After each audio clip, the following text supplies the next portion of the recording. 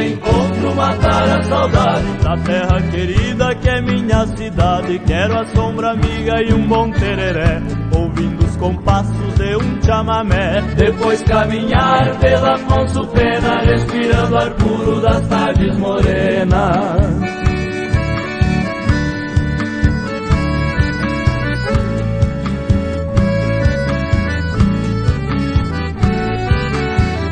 Se estou viajando eu sinto saudade, cada dia ausente é uma eternidade. Pensamento voa, vai buscar distante lembranças bonitas lá de Campo Grande. Pra fazer amigos não tem dia e hora, sempre há um lugarzinho pra quem vem de fora. Porque o coração do sul-mato-grossense sabe receber e conquistar a gente.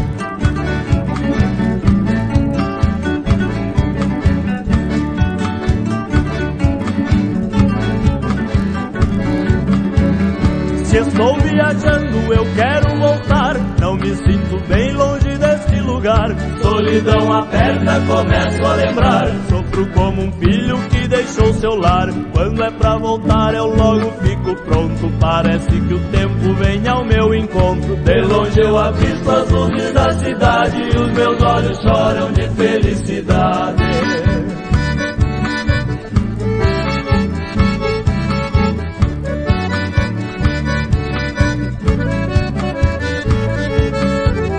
Terra desbravada com a força dos braços, no Brasil moderno conquistou espaço. Gente hospitaleira e de bom coração, recebe quem chega e não faz distinção. Mistura a guarânia com o vaneirão, toma o tereré e toma o chimarrão. Aqui todo mundo vive como irmão, virtude que orgulha a população.